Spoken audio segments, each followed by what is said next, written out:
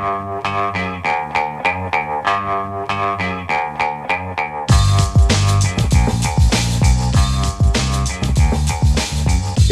the Brian Lehrer Show on WNYC. Good morning, everyone. My team and I are taking a holiday season break today, and we're re-airing some segments from 2025 that we think you'll enjoy or enjoy again, lightly edited for clarity and time. So we can't take your calls today, but we hope you enjoy these conversations about anniversaries. Marion Nestle and Stephen Dubner on the 20th anniversaries of their groundbreaking books, historian Edward Larson on the significance of the year 1776, 250 years later, now it's 2026, and a documentary celebrating 100 years of the New Yorker magazine. We kick it off here.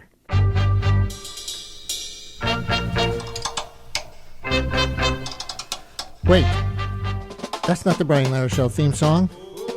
But surely many of you will recognize it. It's been 20 years since Freakonomics was published and 15 years of radio stories that uncover the hidden side of everything as they do. Ever wondered what makes a perfect parent? Or why drug dealers still live with their parents? For the last 20 years, we've read and listened to Freakonomics host Stephen J. Dubner explore questions like these using the tools of economics in a way that anyone can understand and enjoy. And so in honor of the 20th anniversary of the original Freakonomics book, Stephen Dubner and his co-author, economist Stephen Levitt, have released a new edition. And Stephen Dubner joins us now to reintroduce us to Freakonomics, preview what's in the new version, and give us a taste of what's to come. Stephen, always great to talk. Welcome back to WNYC. Brian, hi. Thank you. Hi, everybody listening to WNYC. To start at the very beginning, the name Freakonomics. I was surprised to learn that your publisher 20 years ago didn't like the name. What were you going for, and why did it stick? I mean, why would you be surprised to learn that a publisher doesn't like the author's selection for a title? Yeah, I mean, look, I've been in a few creative industries now, the music industry and journalism and publishing and radio, and now getting into TV. And I do find, I mean, this is not the question you asked me, sorry, but I do find that if you make stuff for a living and you want to do it with your whole heart and soul, that the industry that, you know, invites you in as an ally, you have to, it's tricky because they're businesses. And so they often have a different way of thinking about making stuff. So with Freakonomics, we'd written this book. We had a manuscript that we liked quite a bit, but it didn't have a central theme. And so Steve Levitt's sister, Linda Gines, who unfortunately died several years ago now, way too early from cancer. She was helping us. We had a bunch of people helping us try to come up with a title. And she had worked in publishing and advertising. And she came up with a list of maybe 200 titles, maybe 300. And this was before AI, before you could feed a manuscript in and say, hey, give me, 100 titles. Freakonomics just made us laugh, basically. And we brought it to the publisher. Levitt and I thought the title was so bad that it might actually be great. And the publisher didn't see it that way in the beginning. And then we kept giving them future titles that were not very good. And I wouldn't be honest if I didn't say we were intentionally giving them ones that weren't very good, because we really thought Freakonomics was good. So finally they agreed with us and we put it out and it worked out okay. Hey AI, write me 100 bad titles for my book about economics. So the book, for people who don't know, is based on 5 fundamental ideas. So let's go through them one by one. First up, incentives are the cornerstone of modern life. Can you define how you mean incentives and explain how they reveal answers to life's riddles? Because honestly, this one makes me shudder. Like, are we all just subjects in a B.F. Skinner experiment? Mm-hmm. Yeah, so I think when a lot of people see the word incentives coupled with the word economics, they assume everything is about financial incentives. And money is obviously a really important piece of modern life, but there are many, many incentives that we all respond to all the time. I think we often have a fixed idea of who we are as individuals, how we want to be seen in the world, how we want to see ourselves. Adam Smith, the sort of proto-economist, talked about the overwhelming urge of people to be lovely and to be treated as if they were lovely and to treat other people as if they're lovely. I mean, if you go back a couple thousand years, you get a golden rule version of that, don't do to anyone what you don't want done unto yourself. And so while financial incentives are strong, especially as the money gets bigger, I think we all have incentives about our own morality, our own ethics. We care about our reputations. I mean, if you just look at how much time people spend online curating their reputations, which in my mind is a bad way to spend time, because this goes back to something the basketball coach John Wooden used to talk about, the difference between reputation and character. He would tell the young men, basketball players that he was working with, you should worry more about your character than your reputation, because your reputation is simply what other people think about you, whereas your character is who you really are. And I think a lot of us struggle with the difference between character and reputation. So our argument is that incentives really do matter a lot, but often not the incentives that you think. And so you may make a certain decision, you may choose to adopt a certain ally or enemy even, and you think that you are living according to your own truest self, but actually there are all kinds of forces pushing us toward that behavior. Psychologists are quite good at understanding that. So yeah, incentives really matter. All right. 5 fundamental ideas. We went through number 1. Here's number 2. The conventional wisdom is often wrong.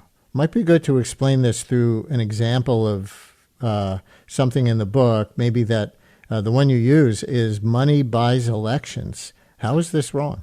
Yeah, so money is certainly important, but one really easy way to persuade yourself that money is nowhere near as important as one thinks is just look. You could compile a list of the big money spending candidates over the past 20 years. Just in New York City alone, you could do that.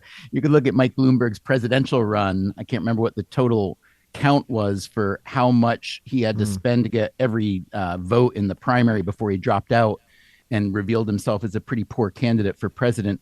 Incumbency does come with a lot of advantages. My co-author, Steve Levitt, did a study years ago that was a very clever way to explore this issue, which is looking at congressional races where the same 2 candidates ran against each other multiple times, one being an incumbent and one not.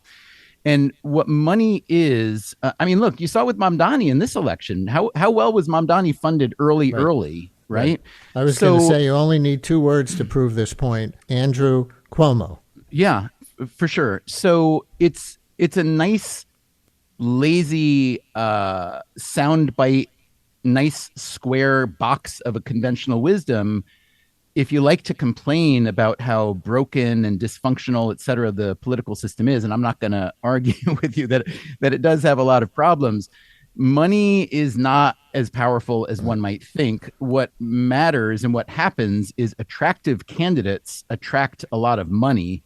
And then once they start becoming a little bit more successful because they're an attractive candidate, then the money really flows. But money itself, I think, is grotesquely overvalued. Although, to push back on this, at least theoretically, because I haven't done the analysis, but maybe you as a data geek have, that you have to look not just at the exceptions, but at the rule, right? So if there's so much money being poured by people who have it into campaigns, then it must be for a reason. There must be a history of effectiveness more than not. Is that wrong? I would look. I would argue that's not entirely wrong, but it's not entirely right either. If you get into the weeds on how political fundraising works, you see it's an industry just like any other. And also, let's not forget, most donors or voters are not working from a gigantic menu of choices. Most people, once they get involved in something, it's whittled down to 2, 4, maybe 8 options. And these are people who want to get a piece of that action because they believe there is some kind of quid pro quo, either functional or moral, that they want to support someone that they think is better and they'll feel good about that, or they want to support someone that they think is better and that they will then benefit from that in some way. But that doesn't really happen often until there's been quite a bit of selection already happening. So if you could, a parallel to maybe think about, this is not a perfect parallel. If you ask people in these exercises that I think you've done on this show quite a bit over the years, how would you spend the next $1 trillion of the federal budget, and how does that sync up with how the budget actually works? Well, there's a pretty vast gap there. So I would argue the same type of gap exists in the way that we think about giving money to campaigns. But that's also not forget the amount of what you could call corporate capture or just donor capture in politics is large. So yeah, if someone is doing well and I can come in with a $10 million donation thinking that this person is going to win and my $10 million is going to get me a lot of traction, then that's how people do it. Look, Sam Bankman-Fried was a really good example of how he played both ends against the middle to make sure that he was going to have as much influence as he could. And, unfortunately for him, he's in prison, so it doesn't work. Stephen Dubner is with us. If you're just tuning in and you don't recognize the voice, host of Freakonomics Radio here on the station and on that podcast, and co-author of the original book, Freakonomics, which is just out in a 20th anniversary edition. I want to acknowledge that a couple of people have written in to say that they really appreciate the way you sign off on Freakonomics Radio, which is take care of yourself, and if you can, someone else too. And one of these writers says, that says it all about his character, but his reputation is great too. Echoing what you said before, comparing character and reputation. And Jim in Astoria, you're on with Stephen Dubner. Hello. Hey, good morning. So Stephen, huge fan of your work, but out of the whole corpus, if you could revisit any one article or story, which would it be and why? I'll take my answer off the air. Oh, I'm so bad at this. I'm really good at at multiple choice. Fill in the blank. I'm not so good at. Let me think. If I could revisit, I like the question a lot, Jim. Also, just so you know, I'm slow. Like I'm a writer by nature, so my brain kind of usually takes a month to mull over something. If I had to really re-examine everything we've ever written, I don't know if it would be a specific story, because we are deliberate, and so we have an idea, we do research, we interview people, we fact check and all that stuff. So we don't publish clunkers, or try not to, at least, and if we do, we amend them. I would say a big thing that I've changed my mind about, at least to a significant degree over the last 10, 15, 20 years, is the degree to which the beautiful version of free market capitalism is supposed to just work out.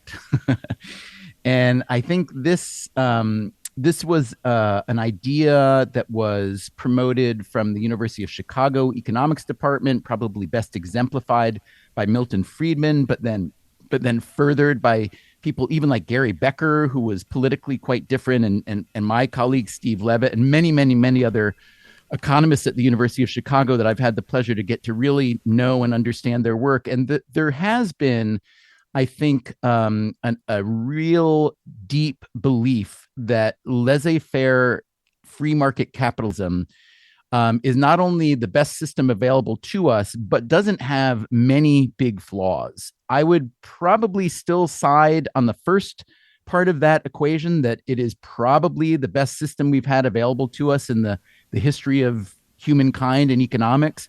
But the flaws are really significant. And I think those flaws over the past 10 or 15 years have become so obvious to everybody and have filtered into our political issues, our social issues, on and on and on, that we need to really examine the ways in which free market capitalism works and doesn't work. And so I would say over the past 5 years, for me, that's been an evolution. Over the past 5 years, I've done quite a few episodes of Freakonomics Radio on the private equity industry. For instance, it's really easy to not notice the private equity industry, but in fact, it has gone from controlling about maybe 4 or 5% of corporate equity about 15 or 20 years ago to now controlling about 20%.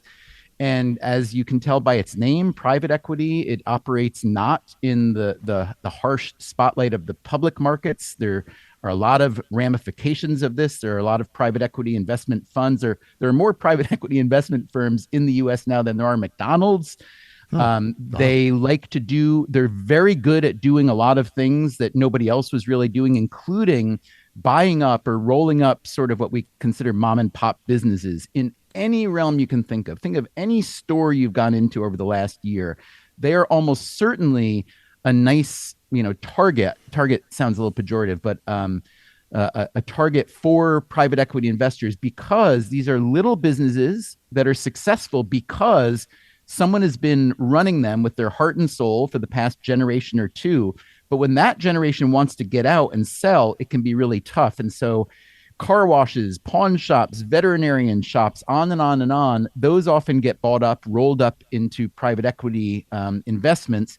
And there are a lot of ramifications of that. And now, furthermore, there's a new Trump executive order maybe 2-3 months ago, which is paving the way for private equity investments to be bought in 401ks and other Main Street retail investors' funds. And so I think there's a lot of examination that needs to continue happening about that issue and many other issues. Our economy is big, dynamic. It's unparalleled in the history of the world, and it's produced many, many, many, many wonderful things for many, many wonderful people. We can't deny that, but the downsides are also significant. Everything from income inequality to wage differentials to the way customers are treated when companies grow and have only the bottom line in mind. So yeah, I've become, I wouldn't say a cynic, but skeptical and deeply curious. And I call up people and ask them questions and ask them to explain themselves. That's what I do. So does that generalize not just to capitalism itself, but to the field of economics and economic analysis? Because you have this line in the book that I think is from the New Forward. Correct me if I'm wrong. The field of economics has been proven both incredibly important and somewhat impotent. Yes, I stand by that sentence, which I happen to have written. Yeah, I feel like,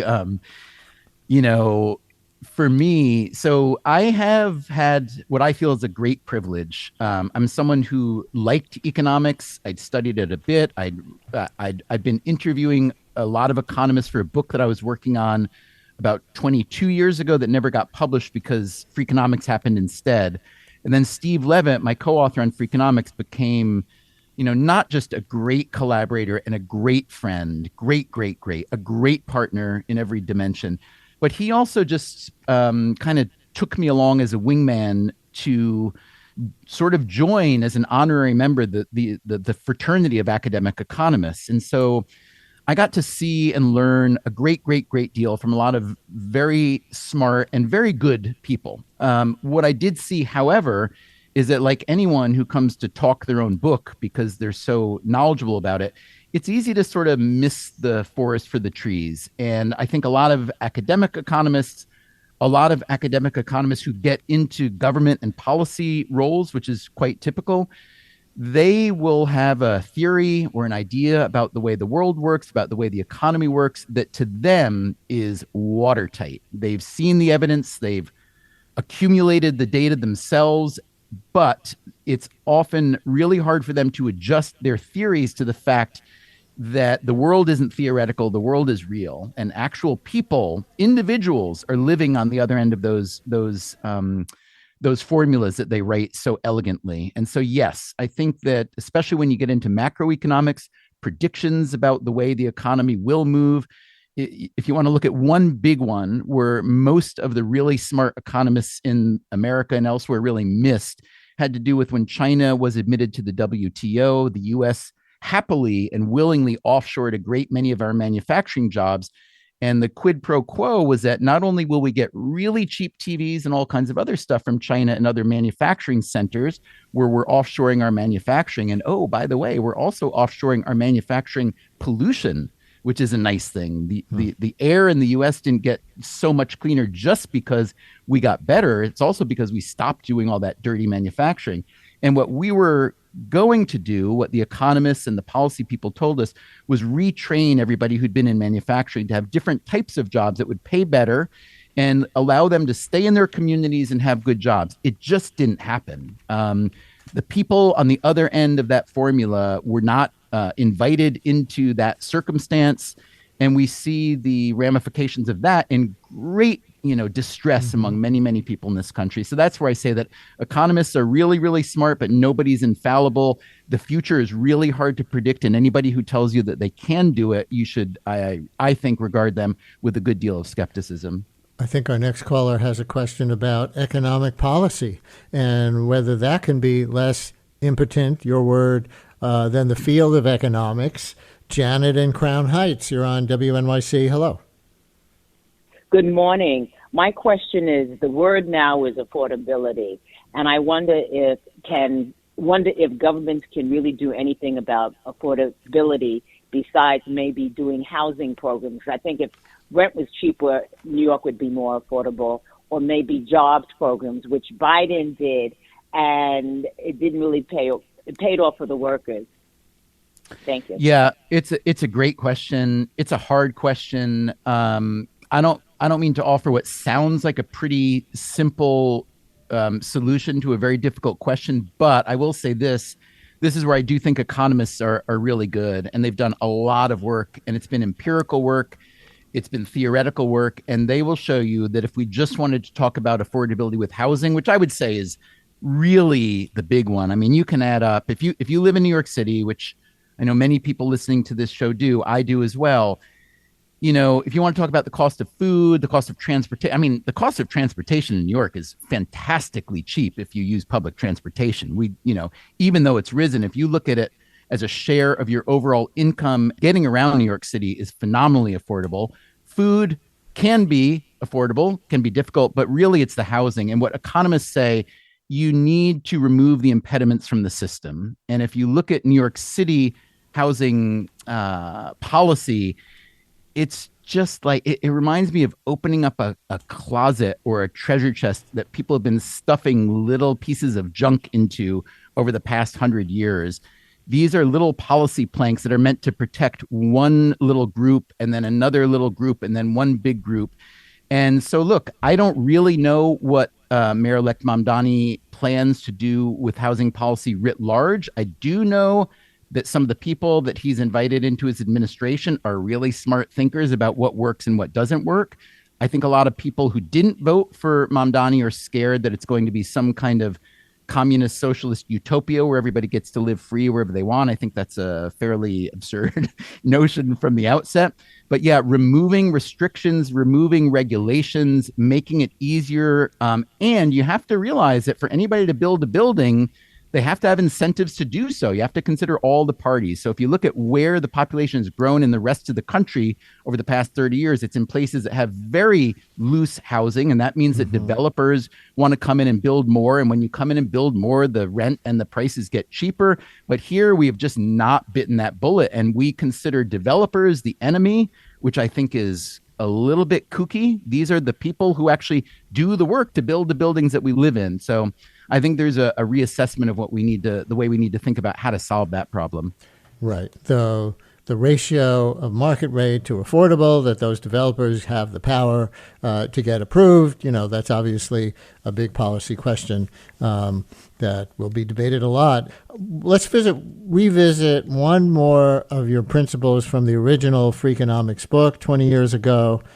Dramatic effects often have distant, even subtle causes. And this is a really controversial one because you said Norma McCorvey, otherwise known as Jane Roe of Roe versus Wade, had more influence on the crime rate than gun control, a strong economy, or even new policing strategies. You wrote that 20 years ago. How so, according to you at the time, and do you still believe it? Yeah, I think that holds up well. I mean, let me preface it by saying anybody who thinks that they should either endorse or not endorse abortion as a means of keeping crime down, it's not a good idea. It's not an effective tool. That's not what it's meant for. What the argument is really about is if a child is born into a situation where that child is not wanted, or the parent or parents aren't in a circumstance to care well for that child's likelihood of having a great life really diminishes a lot. We know that from decades now of social science research. And so that was the mechanism by which the legalization of abortion led to a decrease in crime a generation later, because families, moms, were able to decide better, is this a time for me to have and raise a child and try to help that child thrive and prosper. In terms of why that was bigger than the other forces that you just named, gun control has been mostly a failure because of the way that we've practiced gun control. Not entirely. Gun buybacks are a great example. It's a very dramatic thing. Every police department that ever does it will get on the news that night. And it's just, the guns that people submit to those gun buybacks are the guns that weren't going to be used in crimes anyway, essentially. So that was a kind of an absurd argument in the totality. Strong economy, you would think there's a much stronger relationship between a strong economy and crime. And it turns out that for most crimes, especially violent crime, there's not, which is just a kind of empirical fact. And then police strategies. Look, policing continues to evolve. A lot of things that happen are much better now than they used to be. Some things not as much better as you'd like them to be. But the fact is that, the broken windows policing policy, which was embraced here, and I think probably had some significant positive effect, but also had some significant negative effect. If you measure the degree to which better policing decreases crime, it's a complicated daisy chain. And so we all want better, smarter policing, but it's an evolution that I think is only really just starting now to gain fruition. I think when I see in cities like New York and Chicago, and I think Atlanta, I may be wrong in Atlanta, I think the idea of bringing mental health, professionals into the realm of policing in a way that does not take away the expertise of what police are good at, and in a way that helps the people who are in distress, and just as important, the loved ones of the people that are in distress. We care about the perpetrator, but let's care about the victims primarily, because they're the victims after all. I think what you see is that the police in this country were asked to do a lot of functions over the past several decades that was never an intention of policing originally. And I think they've often tried their best and not succeeded. And now we are reimagining what modern, quote, policing is. And what, quote, modern policing is often very different from this idea of showing up with 10 squad cars when there's an EDP, an emotionally distressed disturbed person, causing a lot of trouble. And like anything in life, as we go on further in civilization and humankind, we like to try to learn from the past and invoke better solutions. And honestly, that's kind of what our project has been about. We don't go around solving a bunch of things with Freakonomics, but we do try to explore new ideas to see if there might be an avenue for better, smarter people to solve problems. We're almost out of time, but one quick follow-up on that one. How you've explained just now how some of the standard reasons that are given, explanations for decreases in crime, may not hold up. But how do you prove with data that people who weren't born because their mothers had choice didn't commit crimes when they weren't even there to grow up? Yeah, so this was based on a research paper done by my co-author Steve Levitt and a colleague, John Donahue, who's a legal scholar, I believe now at Stanford. And they wrote, it's an amazing paper.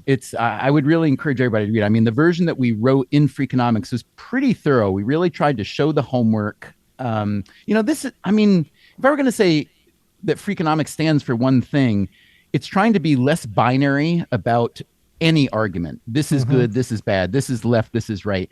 And what that means is that you have to explore a lot of potential causes or contributors. And so that's what they did in this paper about abortion and the legalization of crime. I'll give one example. They assemble a collage of evidence, and one piece of which is that 5 states legalized abortion before Roe v. Wade in 1970-71. So if you use those as a kind of variable to measure how crime moved in those places compared to the states that got Roe v. Wade later, that's a good one indicator. Variable. Yeah. All right. So Freakonomics, the original book, now 20 years old and re-released with a new foreword by Stephen Dubner and Stephen Levitt. Dubner, also the host of Freakonomics Radio, of course. And you said you're doing television coming up. You want to promote it? Yes. Yes, but so I'm making a TV show. It can't be seen yet. I'm hoping we're shooting a season right now. It's the most fun I've had since I was a kid. It's also the scariest thing I've done since I was a kid. And we're privately producing and funding season 1 because I believe, like I said at the beginning, if you want to make something good the way you want it to be, you need to do it yourself. So I think it's going to be, I don't know, I'm the host of it, so it's hard for me to say. It's going to be called Better in Person, which is a belief that, most of us are better in person. I've already interviewed a series of amazing people. They range from architects to rabbis to musicians to former NFL players who now teach math at MIT, et cetera, et cetera. It's a little bit, I love Dick Cavett from the old days. I liked Charlie Rose a lot. Charlie Rose turned out to have some character flaws that we all know about, but going deep with really smart people is something I love. And so, yes, there will be a show called Better in Person with me hosting, available somewhere in 2026. All right. Well, now we know to look for it. Stephen, thanks a lot. Keep it up. Thank you, Brian, so much. Appreciate it. Brian Lehrer on WNYC. Much more to come. The Brian Lehrer Show is on tape today, so we won't be taking your calls.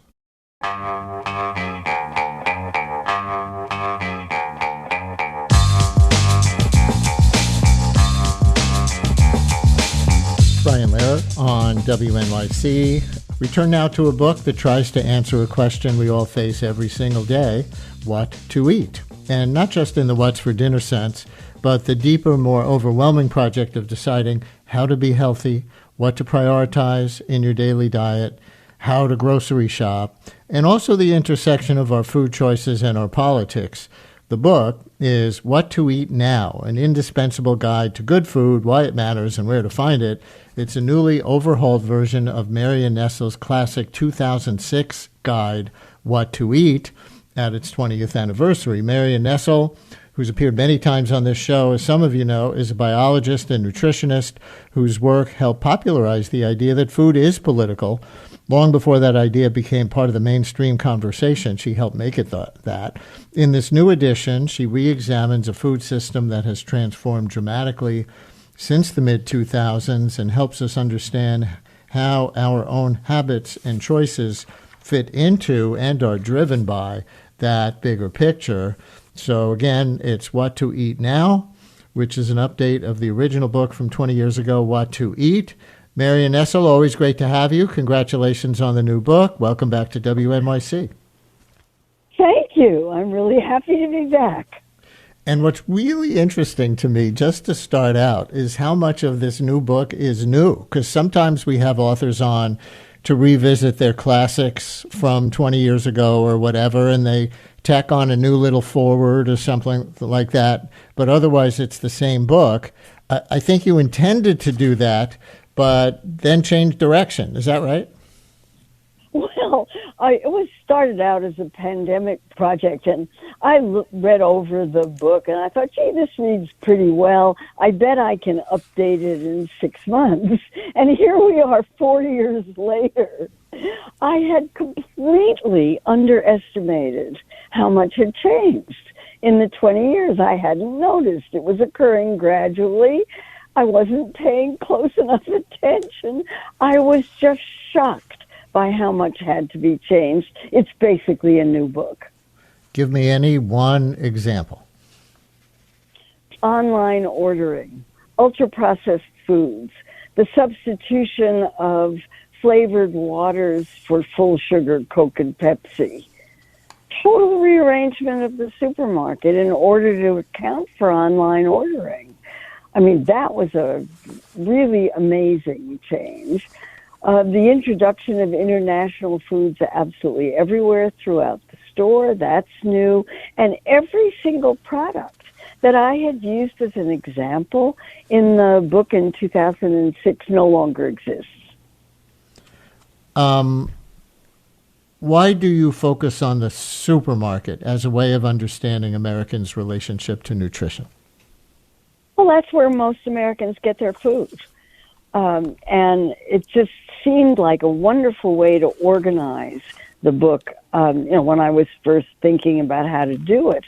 I needed an organizing device, and the supermarket is a convenient one because I could go aisle by aisle, starting with the produce section and going around the store, and then discussing the issues that arise in every section of the supermarket.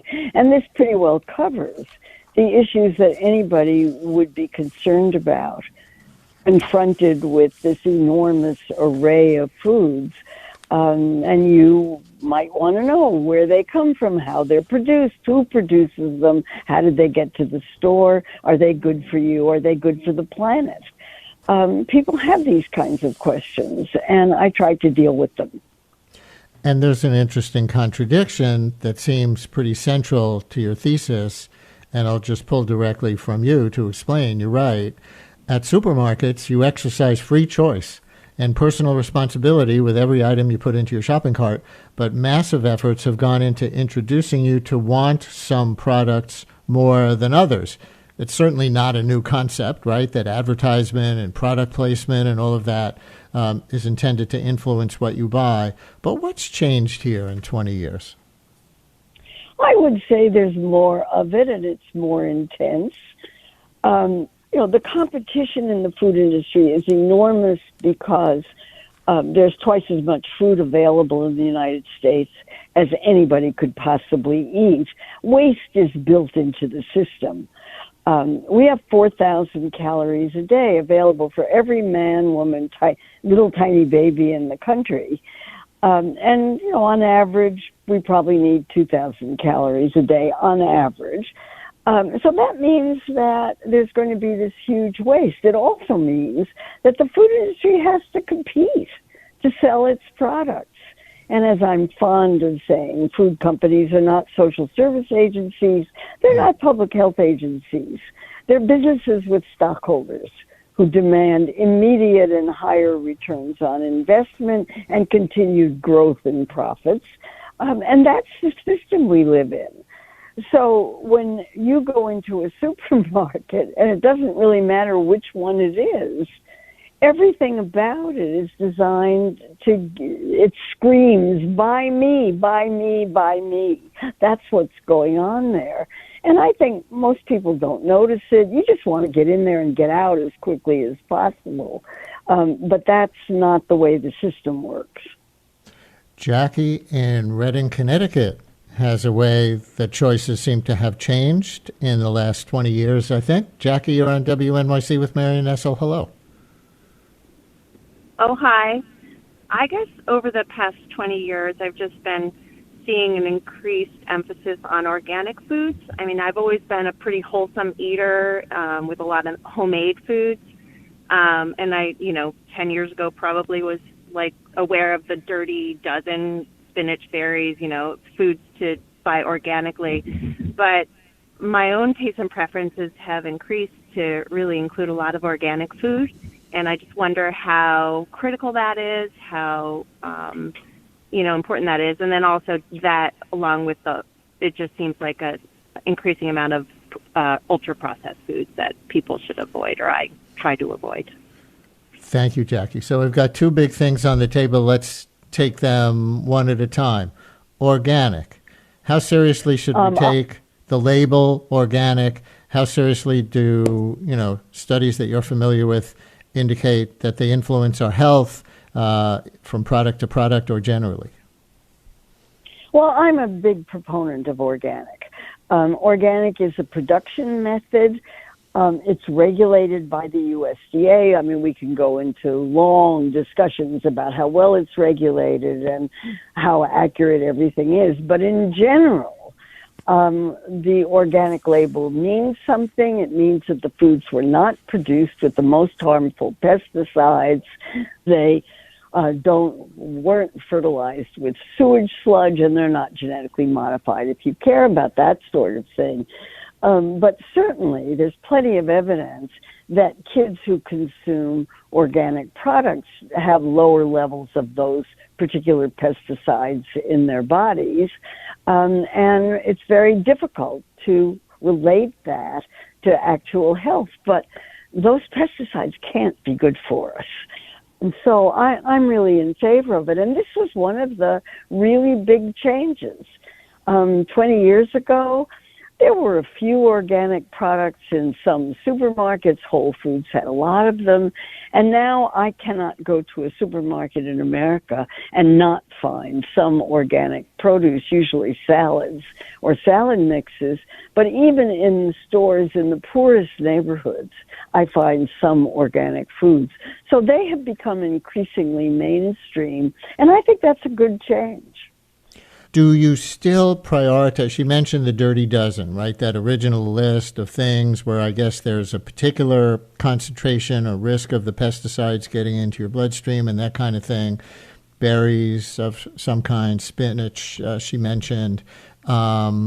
Is there a pecking order still to any degree that you think is worth mentioning?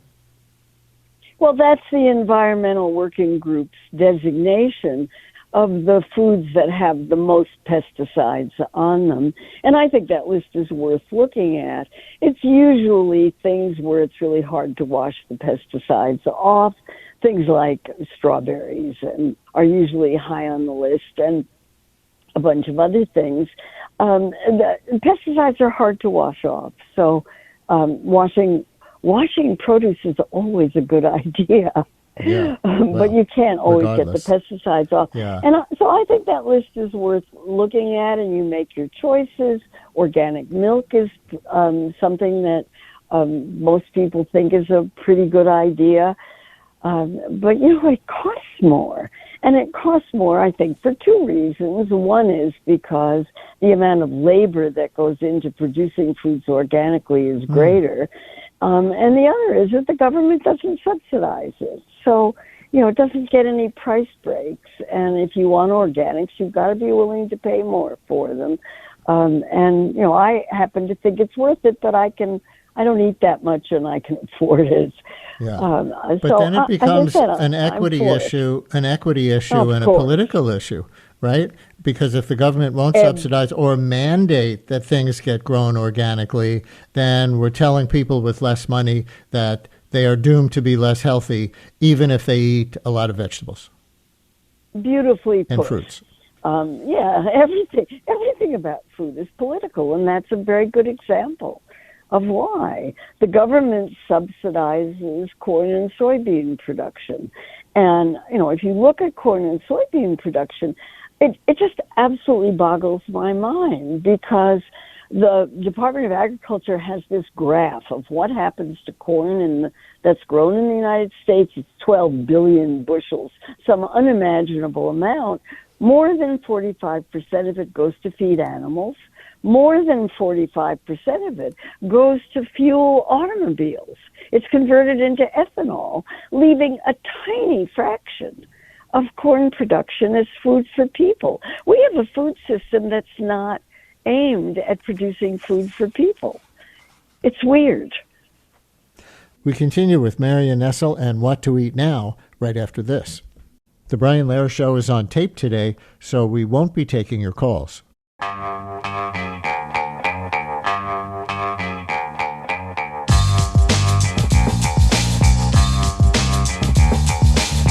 Brian Lehrer on WNYC. Marion Nestle with us with the updated version of her 20-year-old classic, What to Eat. It's called What to Eat Now.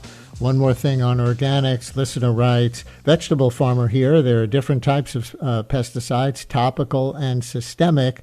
You cannot wash off systemic. All right, on to the other thing that the last caller brought up. Processed foods or ultra-processed foods. I don't think we used the term ultra-processed foods much 20 years ago.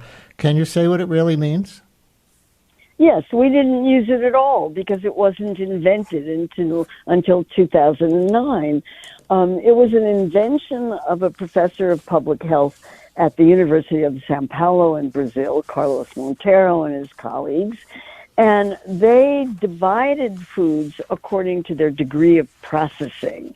They established 4 categories: unprocessed foods, processed culinary ingredients, and processed foods, and then established a 4th category, a fancy name for junk foods, ultra-processed, which has a very specific meaning in their terms: industrially produced, with a lot of industrial additives, can't be made in home kitchens. That's a working definition, and produced specifically to be irresistibly delicious or addictive, if you prefer, and profitable for the maker. So the most profitable foods in the supermarkets are the ultra-processed foods that come in boxes with long lists of ingredients.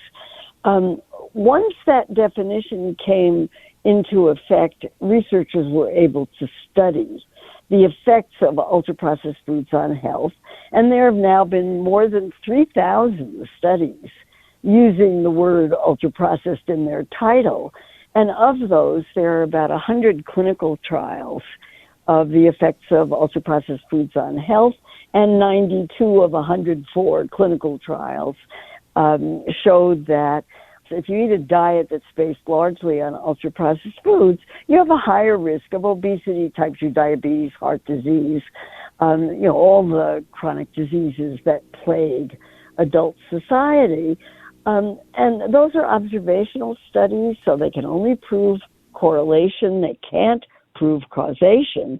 But there are now several clinical trials in which people have been locked up and can't lie or cheat on their diets that show that if they're fed ultra-processed diets as compared to minimally processed diets, they consume more calories than they otherwise would, a lot more calories, 500, 800, or 1,000 more a day, and don't realize it.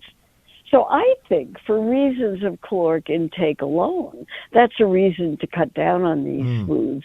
And the British journal The Lancet has just come out with 3 papers in a series on ultra-processed food, one on science, one on politics, and one on policy that reviews all of this evidence. And I'm a minor co-author on the politics and policy papers. Listener pushes back a little on what they may see as over-categorization of foods by being processed or ultra-processed. Listener writes, sugary sodas are processed very little. Tofu is very processed. It's an erroneous term. How about using content? I guess they mean specific ingredients rather than a generalization. What would you say to that, listener? Yeah, there have been a lot of criticisms of the ultra-processed concept, and it's a new way to think about foods. The point of the ultra-processed concept is that the matrix of the food is changed, and so if you have ultra-processed ingredients that are extracted from foods, they're easier to digest. You take in the calories more quickly. The investigators are looking at the reasons why these foods induce people to eat so much more without people realizing it. And they have several hypotheses. They're hyper palatable. They're so delicious you can't stop eating them. Their texture has changed. So there's several hypotheses that are being investigated, but the basic observation has held up very well. You eat more if you eat these foods, and eating more is not necessarily good for health. The concept makes nutritionists uncomfortable. Some nutritionists uncomfortable because they're more concerned about the nutrient quality.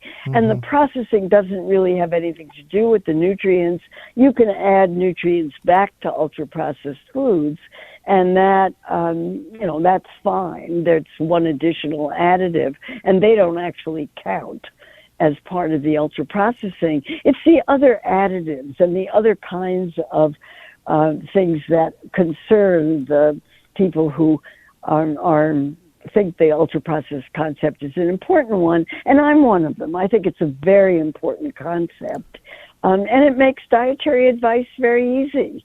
Cut down on ultra-processed foods. It doesn't mean never eat them. I have my favorites. Here's a text with an upbeat take. Listener writes, I've been doing farm-based food education with grade school kids for going on 15 years, and I've seen dramatic change. Kids now willingly try all the veggies on the veggie bar, and with hummus, not ranch dressing. Things have changed. So I don't know if in your years teaching at NYU, Marion, you were able to see any change in that direction in the, dorm cafeterias or anything like that. But what do you think about that text? Well, I go to a lot of schools. Whenever I can, I visit schools and look at their programs. And the most exciting, impressive, touching, it brings tears to my eyes, thing to see is school gardens and the effect of those gardens on kids' relationship to food. It's totally transformational.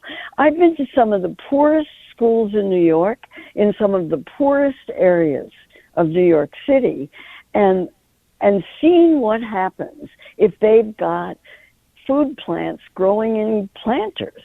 It's the most amazing thing I've ever seen. These kids will willingly go out and pick the vegetables they've grown, prepare those vegetables, eat those vegetables, and complain that they're not getting enough of them, ask their parents to get the recipes that are being used in schools. It's phenomenal. So I think gardening, this is Alice Waters' idea years ago. Everybody thought she was crazy. How could you have a garden in a school? Plants grow in the summer. Schools don't meet in the summer. Somehow, schools are making it work, and it's totally transformational. I really love the whole idea. Sam in Englewood, you're on WNYC with Marion Nestle and the 20 years later updated version of her book, What to Eat, now called What to Eat Now. Hi, Sam. Hi, thank you, Brian, for having me. Thank you, Dr. Nestle. I have an old nutrition degree and spent my life in public health. My question is, from what I understand over the past few years, the one subject involving potential harm in our food supply that seems to make a lot of sense and has a lot of quickly developing evidence. I've read the work of Dr. Eric Topol, who publicizes the studies. I haven't read the studies too much. Is microplastics getting into the food supply and apparently being linked very strongly to heart and arterial or vascular damage. And I'm wondering if you follow that research and if you think it credible, and if I have it right, that it probably eclipses all kinds of worries about various contaminants of the food supply that cause some people to not eat this or not eat that. Well, I'm not sure eclipse is the right word, but it's certainly high on the list of current worries. And it relates to ultra-processed foods, because the ultra-processed foods, many of them come in plastic packages, and certainly the soft drink industry is responsible for a vast amount of plastic that's wasted, and thrown into the environment and converted into microplastics, not least because the soft drink industry has a long-standing history of fighting bottle recycling laws in every way possible, so that people just throw them away and don't take them back, and there's no apparatus for collecting them. I think it's an enormous worry. We're just beginning to find out what the problems are. A lot of it has to do with endocrine disruption. But every tissue that's looked at's got microplastics in it, and we're all victims of this particular environmental hazard. It's time to start pushing back on it. It may be too late, but it may not be too late for future generations. It's maybe too late for us. I think it's an enormous worry. And I talk about it in the book. A few people writing in about GMOs, genetically modified organisms that, grow food, that are food. And one listener writes, don't GMOs have a smaller carbon footprint than so-called organic foods? What would you say to that listener?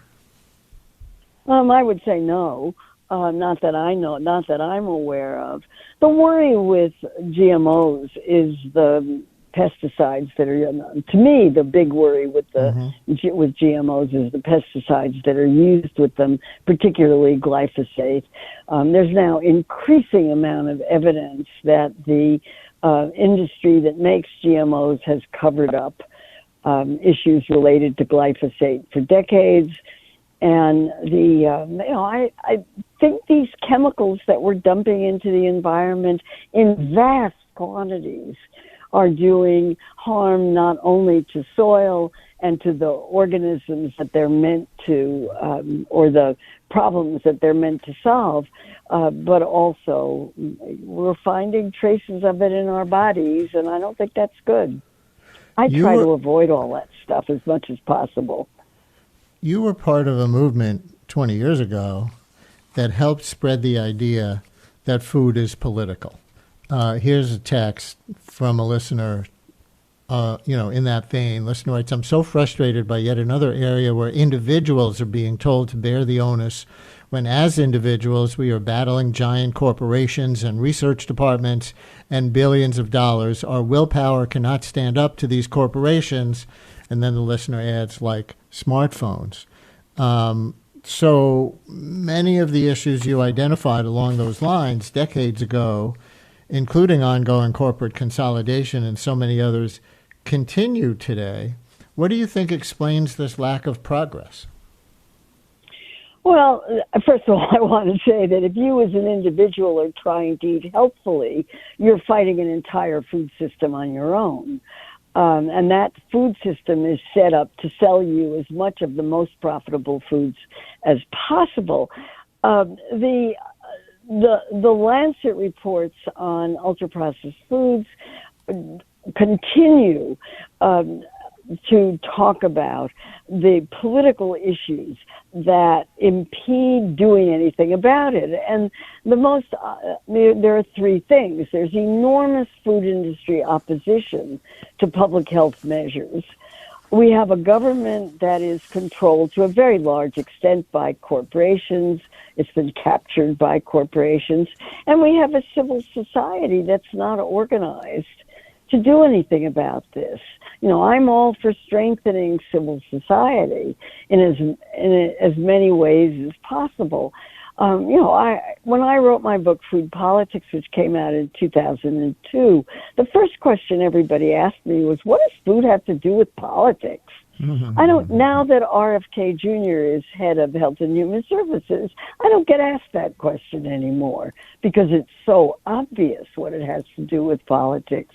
But we really need a stronger civil society to do something about government. We need better. We need a better electoral system so people who are interested in public health and public service can run for office and win. These are the kinds of political issues that really concern me. There are thousands of organizations working on food issues. I wish they would get together into coalitions that might have some political power. So last question along these lines, and another text from a listener who writes, hoping the MAHA movement and RFK Jr. will make changes in this regard. This goes back to our talk about how organics are more expensive. Will make changes in this regard. And there is some news. MAHA involves a lot of deregulation and efforts to cut back on processed foods, which would seem to go in opposite directions. So how are they doing? Or do you think they're addressing it in a serious way at all, or just leaving all of this aside and only focusing on vaccines? Well, I'm really concerned about how the food issues have been used as a cover for the vaccine issue, and even more concerned on how they have backed off on the issues that I thought were really important. They were talking about ultra-processed foods in the first MAHA report. The second MAHA report dropped the mentions except to say that they need to be defined. There was a lot of talk about marketing to children in the beginning, nothing about that now. We have yet to see what the dietary guidelines were promised for September, then October, then December. Now they're promised for January. When they come out, we'll see what's really going on. But so far, I'm not impressed that the really big changes, which would involve standing up to food industry opposition just don't seem to be happening. And I want those Maha moms to argue more strongly for real changes in the food system that will make a big difference for our kids. Marion Nestle closing with an appeal to Maha moms. Marion Nestle, who just released an updated version of her 2006 classic, What to Eat. It's called What to Eat Now, the indispensable guide to good food, how to find it and why it matters. Always great to have you on with us. Thank you so much. My pleasure. The Brian Lehrer Show is on tape today, so we won't be taking your calls.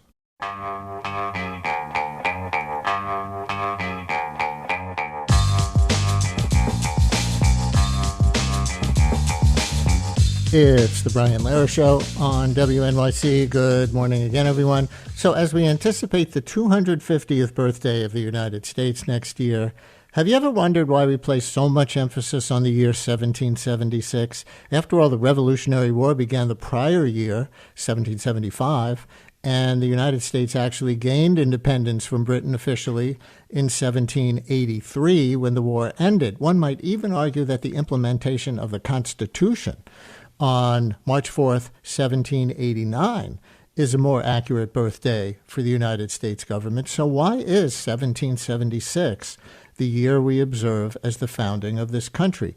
Well, Pulitzer Prize-winning historian and Pepperdine University professor Edward J. Larson has a new book on this very question. In Declaring Independence, Why 1776 Matters, Larson guides readers through the pivotal events that transformed British subjects into Americans, created a framework for today's Republican, that's small r, Republican states, turned the tide of the war effort, birthed American values, and fueled later quests for racial and gender equality. He joins us now to make the case that 1776 still matters. Professor Larson, great to have you. Welcome back to WNYC. Thank you for having me back, Brian. And your retelling of 1776 begins right on New Year's Day with a cataclysmic event in Virginia, the burning of Norfolk. What led to this incident, and why did it become a pretext for independence, as you call it? Thank you. Your introduction captured exactly my thesis, as it were, why 1776 matters. Because we always talk about the spirit of 1776. We really don't talk about the spirit of other dates you gave, like 83 or 1775, even though they're important too. And I'd like that you focus on the bombardment of Norfolk and the burning, the destruction of Norfolk. Norfolk then was the second largest town in the American South, the key to the entire Chesapeake. And three things happened in January. And I guess to set it up, before that, yes, we were fighting. We'd been fighting the Americans had been fighting the Patriots. They weren't Americans yet, but the Patriots were fighting the British over taxation without representation, really since 1765 in the Stamp Act crisis. But even before, even in 1775, when the Congress adopted the army besieging Boston, the British troops in Boston, they wrote in the Declaration of Causes and Necessity for Taking Up Arms, we have not raised armies with the ambitious design of separating from Great Britain, but in defense of the freedom that is our birthright as subjects of the king. And then in the Olive Branch petition a month later, they declared their fidelity to your majesty's person, family, and government. What changed in 1771? And it begins with that bombardment you talk about. What I did for my book, I wanted to find out why 1776 mattered. So I went back and read all the newspapers, at least all I could get a hold of, throughout the whole year, the American newspapers. And I read the letters of the leaders, which are published, like Washington and Adams and Jefferson, and on, and then also of soldiers in the field. A lot of those are available. The soldiers in the field from 1775 and 1776. And what I found, that three things happened in January that upended everything. One was in January, the King's Speech from the Throne of the previous October was finally published in America, and you see it in all the newspapers.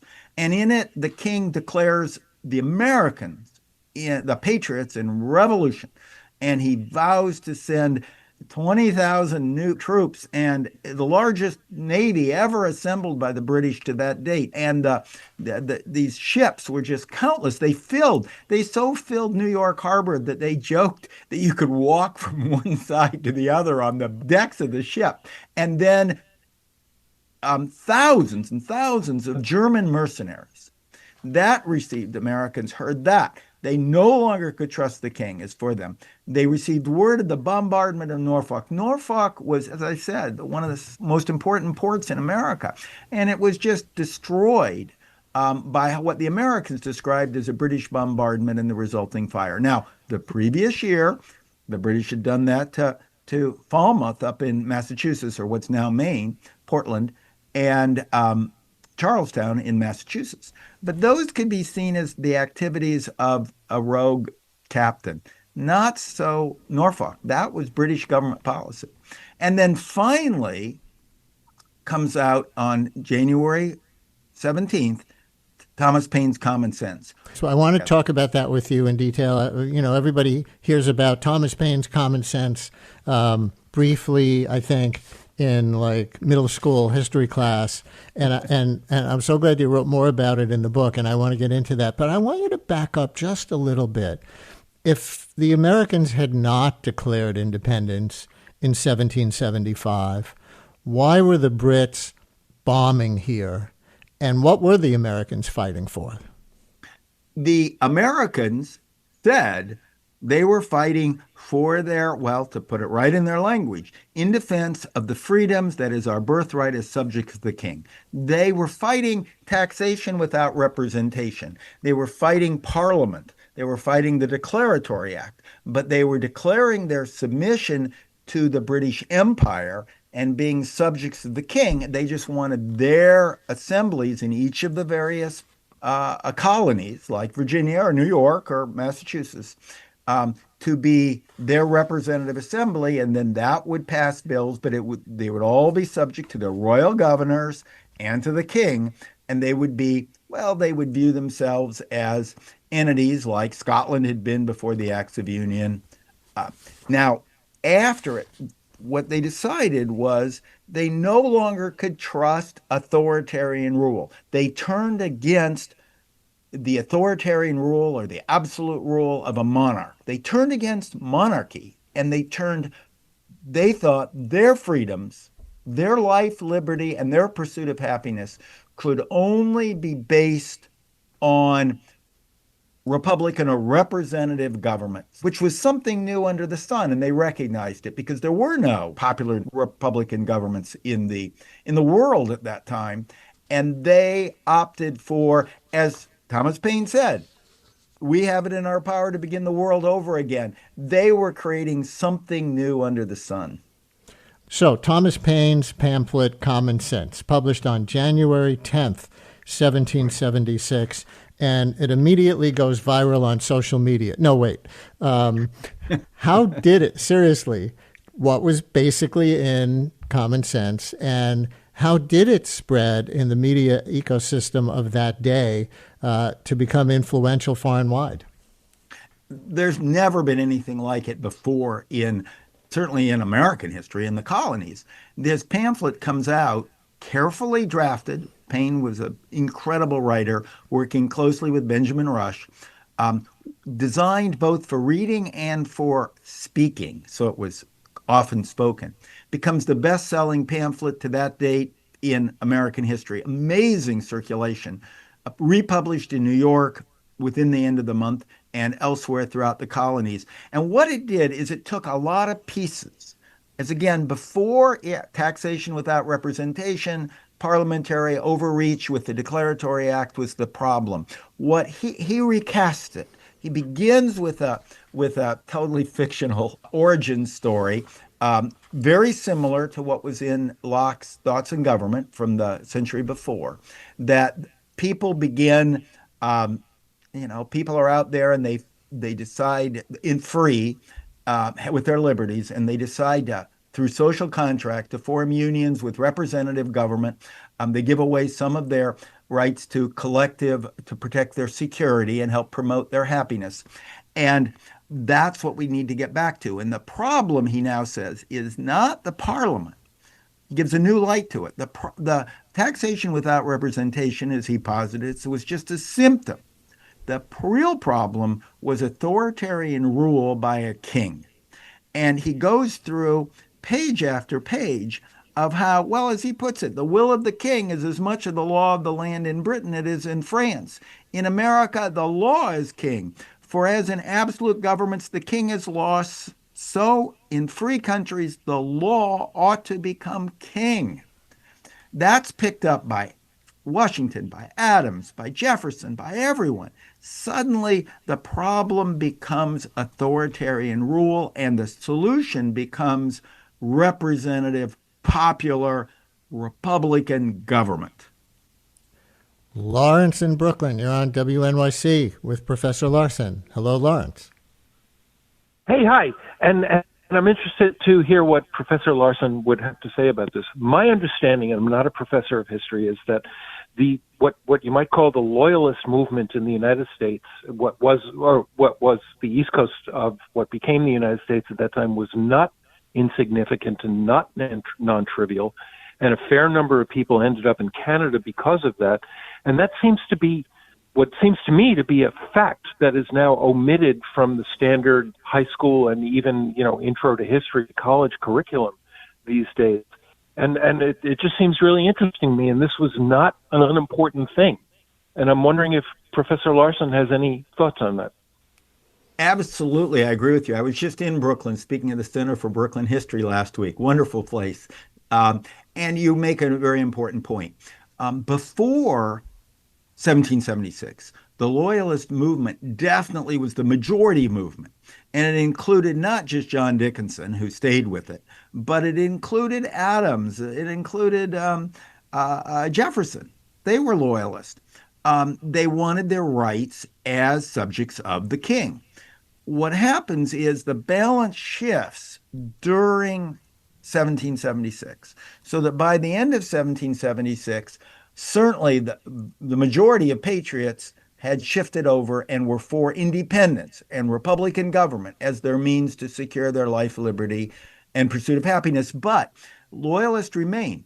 There were a significant number of Loyalists in your area, in both Staten Island, which was filled with Loyalists and welcomed when the British sent the Armada over starting in June of 1776. They were welcome to Staten Island. There were also many Loyalists, not in Brooklyn, but across that ridge that went down there, the Heights of Guan, as they called them, sort of east of Prospect Park in Long Island. So there were certainly a large number of Loyalists. When they try to estimate it, I think the best estimate is by the end of 1776, maybe 2/5 of Americans were patriots, 2/5 didn't really care, like the Quakers, and another 1/5 were Loyalists. When Boston is evacuated by the British in March of 1776, the Loyalists go off in great numbers, and they tend to go up to New Brunswick and Nova Scotia at that time. In the South, the Loyalists from Savannah and Charleston will be moved down to British Florida and the Bahamas. So a significant number do leave. And indeed, in some ways, I mentioned this in the book, but don't emphasize it.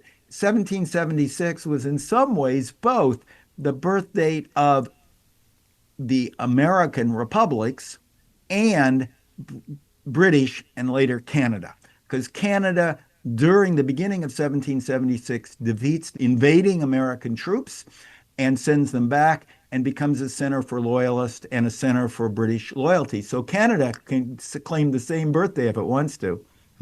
And it was also in 1776, your book reminds us, that the 13 colonies became individual states with separate political entities. Why did John Adams push the colonies to come up with their own constitutions?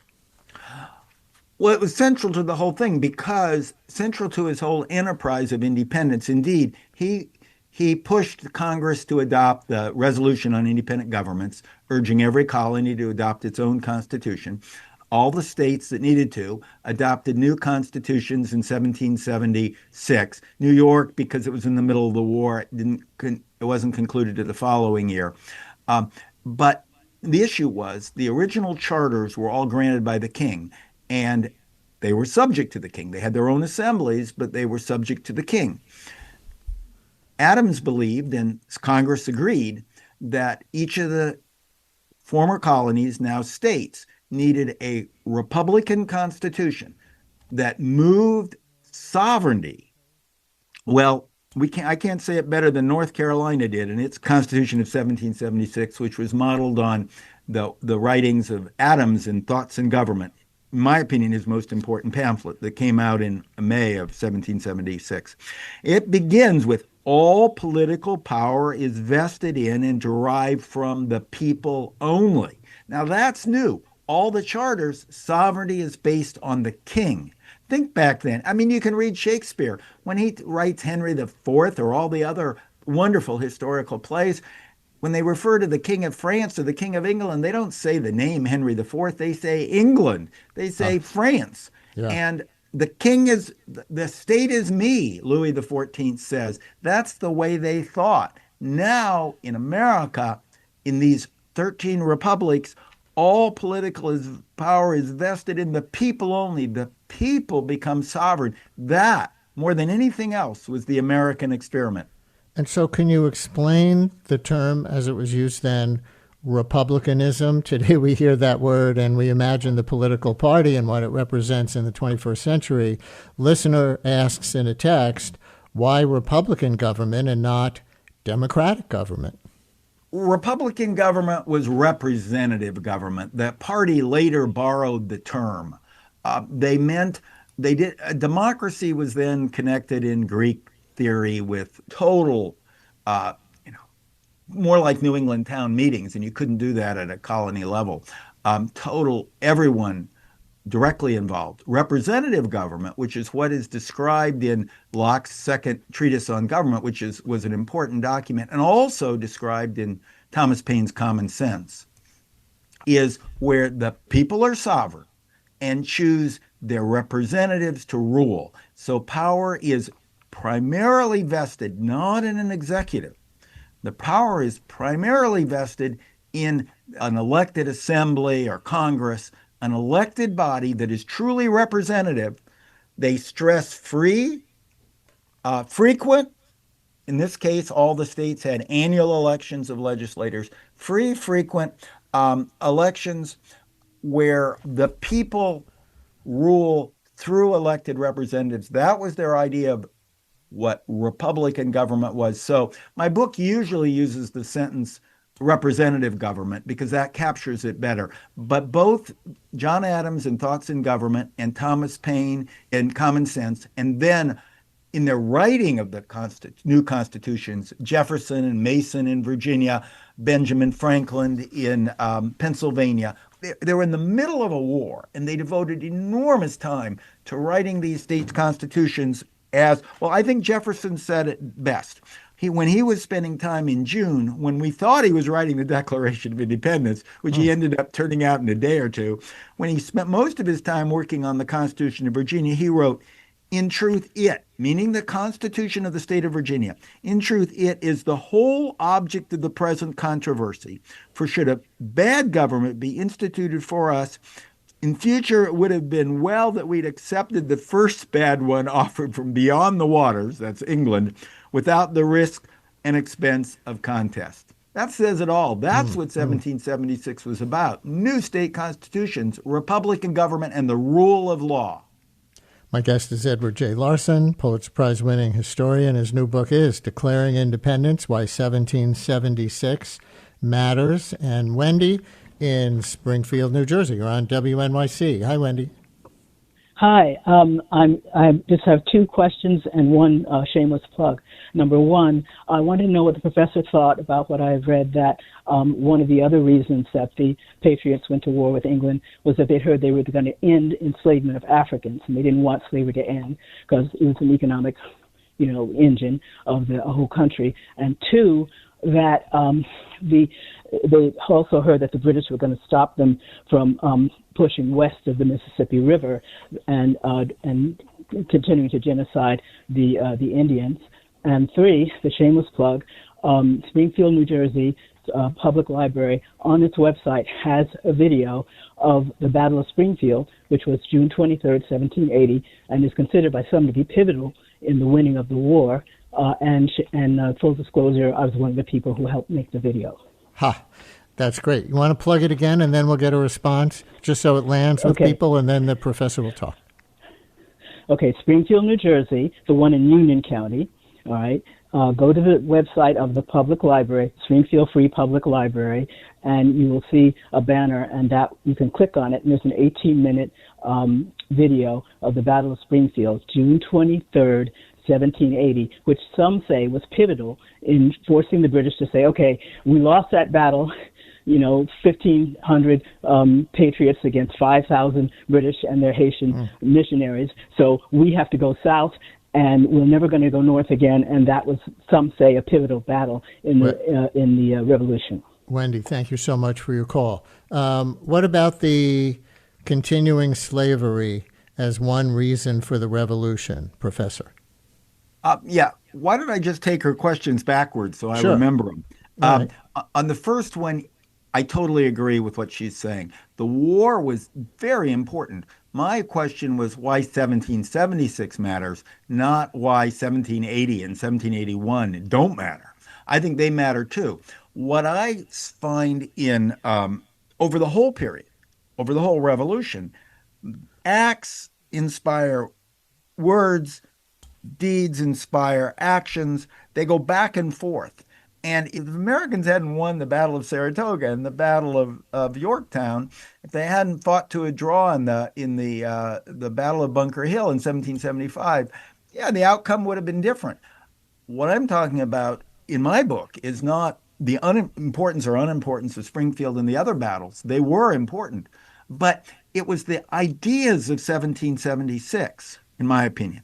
The ideas of Republican rule, that is representative rule, that the people are sovereign, that the authoritarian rule is wrong, that the rule of law, those ideas is what drove those battles and drove the fight.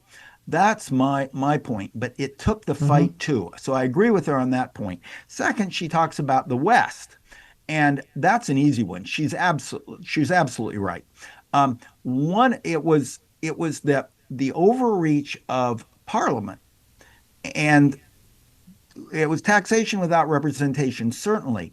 It was a declaratory act, but the Quebec Act, where the frontier was ceded to the now British, after the French and Indian War, the now British Canada, when they got the Ohio country, when the colonists thought they had won it by fighting, colonists contributed an enormous number of troops to the French and Indian War.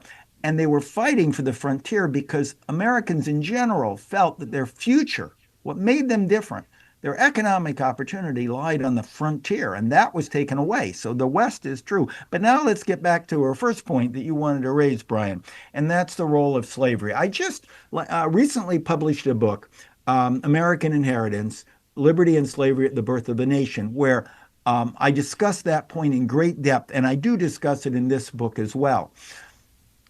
That slavery had always been illegal in Britain.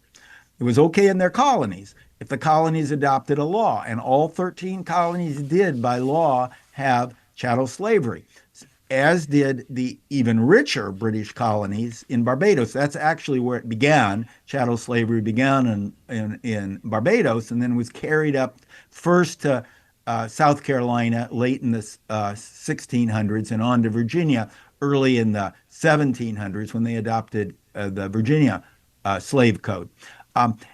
What had happened was in the Somerset decision early in the 1770s, the British courts had ruled, led by Lord Mansfield, had ruled that if a British subject in the New World such as Charleston. The case actually involved an important British official who was from Virginia and went back to England.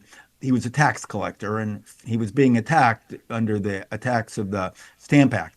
And he went to England with his enslaved house servants, and the English courts freed them. They said, slavery is illegal in England, and therefore you can't own your enslaved people. And that case was not an isolated case. The case was defended, the rights of Stuart, the fellow from Virginia. He was defended by a consortium that put a lot of money behind it of Carolina and Virginia planters who now were incredibly wealthy, and they were often going to England. Often they sent their sons to England to become lawyers. And they wanted to take their house enslaved people. And England ruled you couldn't. As soon as that enslaved person steps foot on England, they're free. And the Americans rallied against it. It says, wait, you're treating us as second-class citizens. We're just as much British subjects as somebody in England. And if we properly own an enslaved person under the laws of South Carolina or Virginia or Massachusetts, we should be able to take it to England. Therefore, we're being looked down upon. We're being treated as second-class citizens. And that added to the view that the British people, British Parliament, the British King, the British people in general will never treat the colonists as equal subjects. And what the colonists, who were getting rich, of course, and prospering in the New World, found that attack on them as one of the aspects that gets thrown into. And so that's mentioned by Jefferson in his arguments, that's mentioned by Paine, that's mentioned by others as part of the story. But there's a difference between being able to take an enslaved person with you to Britain, and Britain, while it still ruled the colonies, was going to outlaw the slavery of Africans here. Were they going to do that? No, Britain was making too much money. The king was directly involved.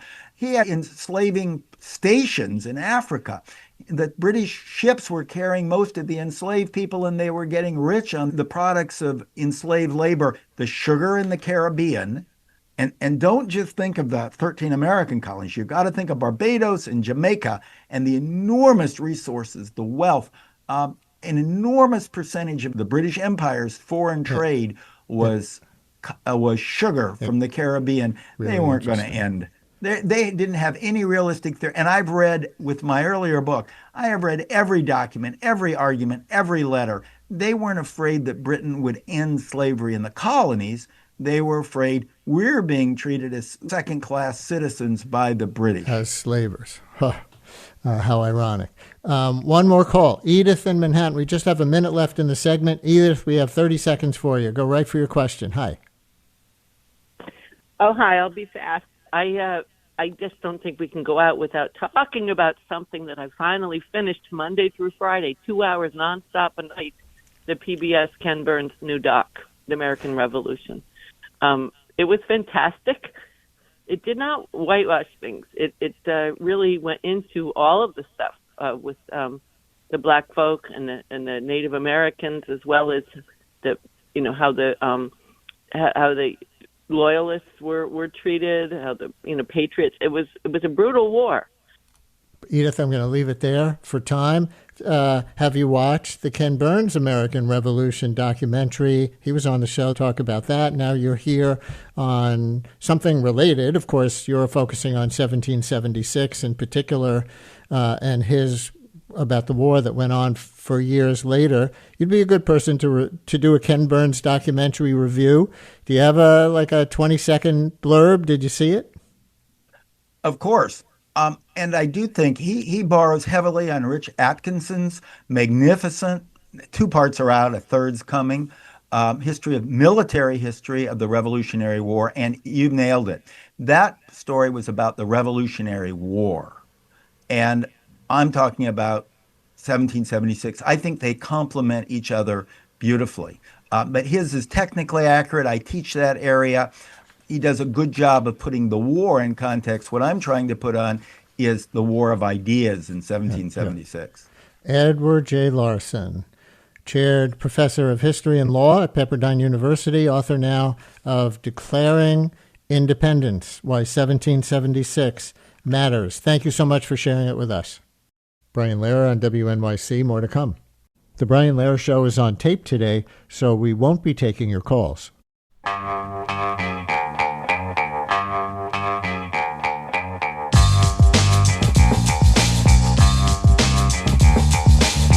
Brian Lehrer on WNYC. David Remnick is back with us, editor of The New Yorker, as you know, and host of the New Yorker Radio Hour here on the station on the weekends. And you can add to his credits now prime subject in a new documentary by Marshall Curry called The New Yorker at 100. David, always great of you to come on. Welcome back to the weekday side of the station. Oh, thanks for having me, Brian. And also joining us now is the award-winning documentary filmmaker, Marshall Curry. You might be familiar with films like Street Fight, If a Tree Falls, and A Night at the Garden, about the Nazi Bund rally at Madison Square Garden just before World War II. And he is the filmmaker behind The New Yorker at 100 on Netflix. The film, made during the creation of The New Yorker's 100th anniversary issue, which came out in February, shows that process and takes us through the history of The New Yorker and how the magazine has impacted both culture and the craft of journalism itself. The documentary tells the history of the magazine in large part through writers who not only shifted the cultural conversation at the time with their pieces in The New Yorker, but also literally changed journalism itself. We're going to start with one dramatic example of that history. John Hersey's Hiroshima in 1946. That was an entire issue, 30,000 words of reporting on the aftermath of the nuclear bomb. And so here is Hersey in his own words from about a minute of the documentary. I had talked with William Shawn, who was then the second in command at the New Yorker, and we had talked about doing an article on Hiroshima. At that time, most of the writing had been about the power of the bomb and how many buildings it could destroy and what a huge area it devastated and so on. And so I went to Japan and I began to look for 5 or 6 people whose paths crossed each other, whose experiences had been vivid. The piece he produced revolutionized journalism. It was nonfiction, but written with the intimacy and drama of a fictional story. I think that fiction is much more powerful for readers in looking at grand or terrible events because the reader can identify with the character. John Hersey, as heard in the New Yorker at 100 documentary. Marshall, welcome. Thank you. Thanks for having me. So for readers of The New Yorker, this clip may not have been a surprise. The magazine is known for telling important sort of grand stories through the lens of the characters living the story. But can you put Hersey's story into context for us? It was interesting to me, because I'd never heard that clip, to hear him say fiction is much more powerful for readers. Yeah, that story that he wrote about Hiroshima marked a big turn for the magazine itself, which I was surprised to find as we were doing research on the film, had been founded as a comic magazine. It was really just kind of a humorous, lighthearted magazine.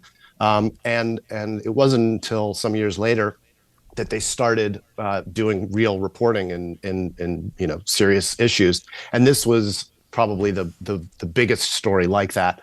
And it also was a change in journalism. He went to Hiroshima and found a number of characters and told their story, what they experienced in Hiroshima, as if it were a novel with a kind of fictionalized style, even though it was, journalistically all accurate. And that really changed journalism in a lot of ways. It opened a lot of creative doors for other journalists to do things similar. And listeners might be surprised that Rachel Carson's seminal book, Silent Spring, which practically launched the modern environmental movement, was first published in The New Yorker. Truman Capote's In Cold Blood also debuted in The New Yorker. However, the documentary also acknowledges that up until the 1960s, The New Yorker was mostly written by white people for white people. To the extent that black people were featured, the narration notes, it was in racist caricatures. So, Marshall, what was the process of telling that story like? What did you learn? Yeah, I mean, one of the things about the documentary, it's a love letter to fact-based journalism, and The New Yorker is the premier magazine for its fiction, its cartoons, its political writing, its profiles, but it also takes a clear eye at the magazine's history, and it hasn't always lived up to the ideals that it holds itself to today. And one of those things, as you point out, was that it was really a magazine written by white people for white people for many, many years. But one of the big turning points in that was the publication of James Baldwin, what would go on to be a significant portion of the Fire Next Time, his huge kind of world-changing work about the civil rights struggle. And when they published that, it just opened so many eyes. The letters that poured into the magazine were, they just have boxes and boxes of these letters at the New York Public Library. And I think it marked a change for the magazine as well. And again, these changes that happened to the magazine, they happened to the country. So it kind of catapulted Baldwin into the as a major figure in the civil rights movement. Yeah. So David, the documentary, as Marshall just did, frames that moment as taking a chance on Baldwin that then catapults him more into the national spotlight. Can you talk about, kind of in general, as editor, how The New Yorker shapes the career of writers and how they in turn maybe shape the magazine? Well, I think that's a great question, because while we're an institution, I think our readers look as much to the left side as they do to the right side of the table of contents. In other words, they're not. A newspaper comes at you, and they're full of talented people at a place like the New York Times, for example. But you expect to see the news on Pete Hegseth and Donald Trump and whatever happened yesterday and any number of enterprise stories and all the same. But here, I think our publication is usually surprising. It's far less about obligation, even though we certainly will cover the Trump administration over time.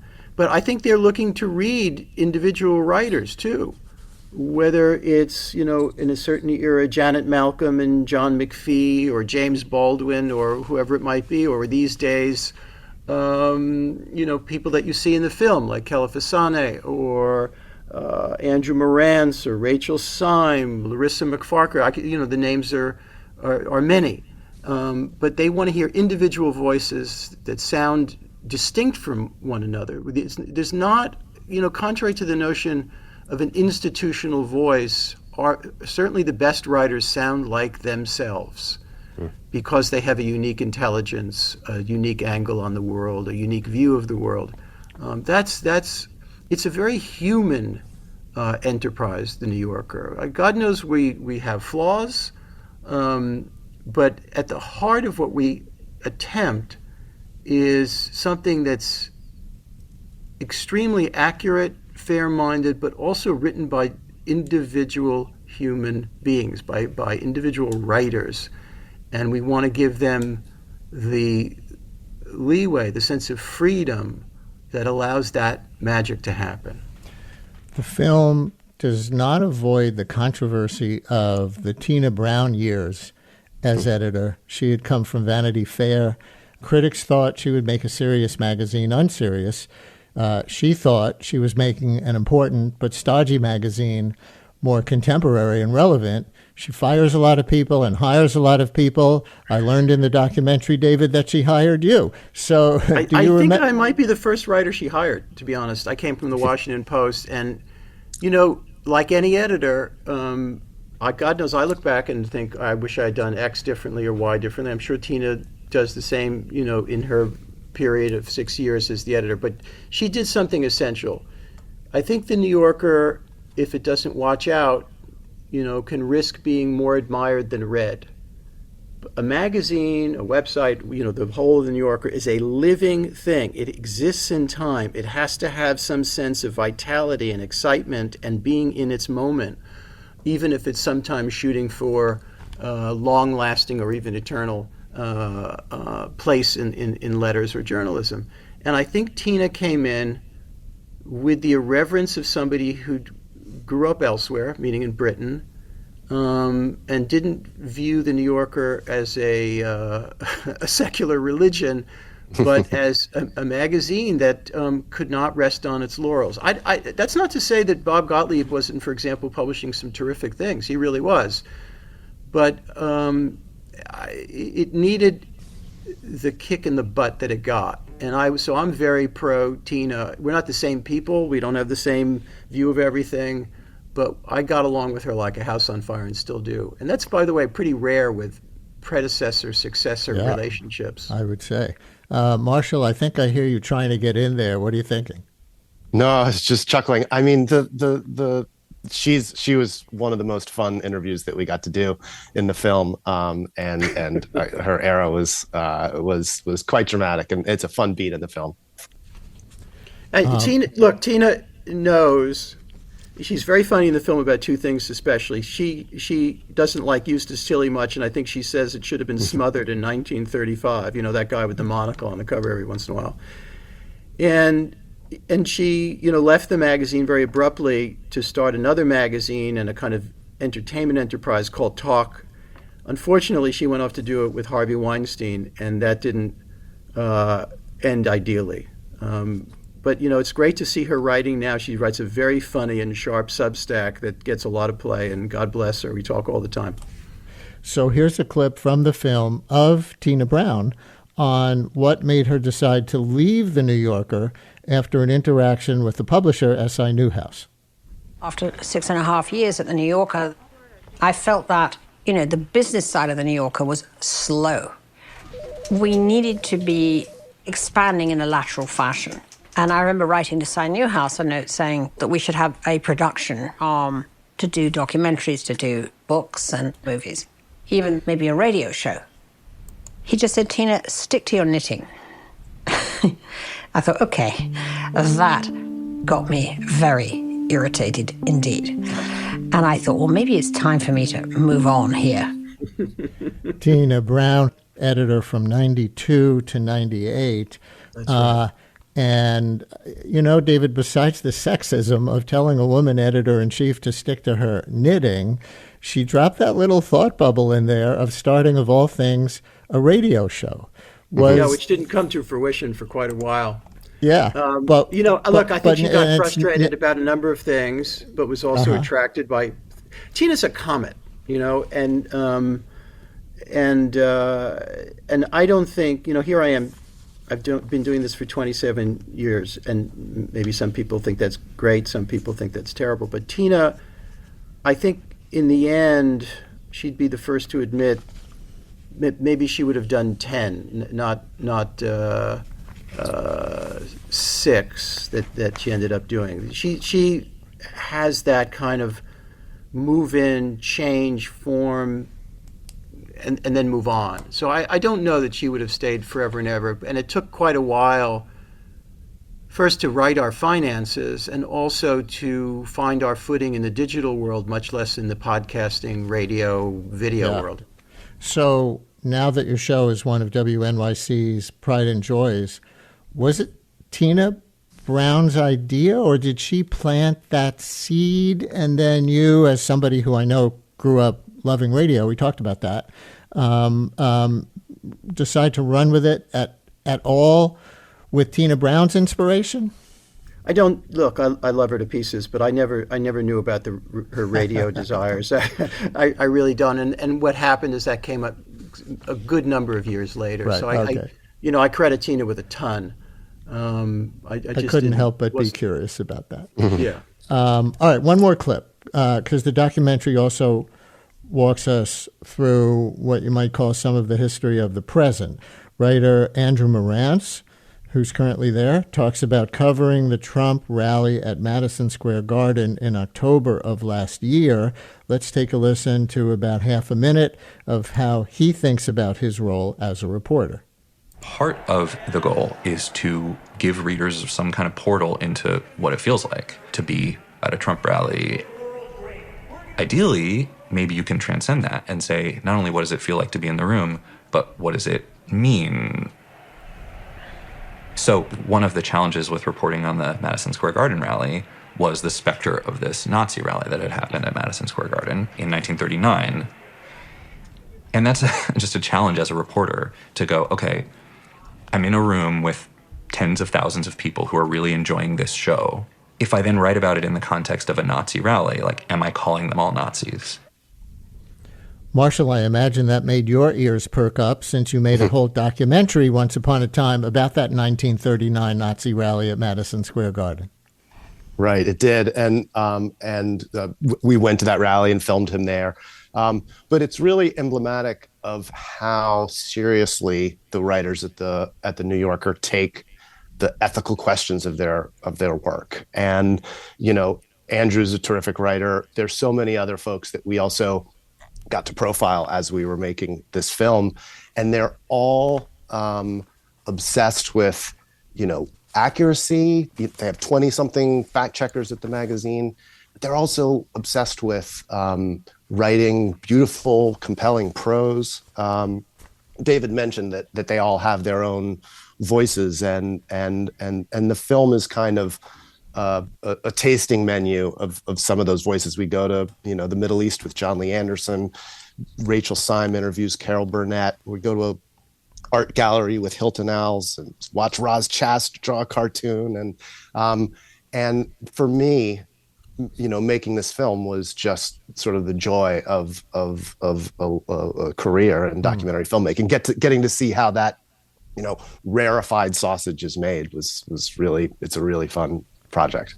So as a closing question, David, I hope you don't mind a spoiler alert. Listeners, if you don't want to hear how this documentary about the New Yorker ends, tune out now. 3, 2, 1. So the film ends with you quoting the magazine's co-founder Harold Ross, who had called the New Yorker a movement, and you embraced that. And you said, if that sounds sanctimonious, I don't care. Can you talk about in what way you see the New Yorker in 2025, as opposed to 1925 or similar to 1925, as a movement? Well, I think he used that notion, first of all, to keep E.B. White at the magazine. I think he was really pressing him not to leave.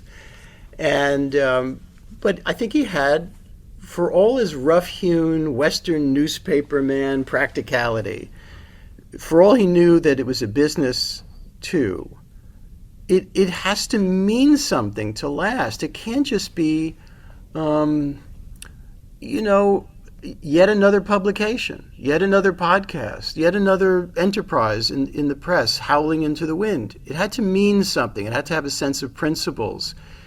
And the recipe of the New Yorker, the amalgam of what we're after, which combines the high and the low, but also the things that are genuinely funny, but also journalism at the very highest level, that sometimes leads a writer to spend many, many months on a single piece, if not more. Was an unknown recipe then, and it's pretty damn rare now. It wasn't so long ago that even the New York Times thought that BuzzFeed was going to inherit the earth.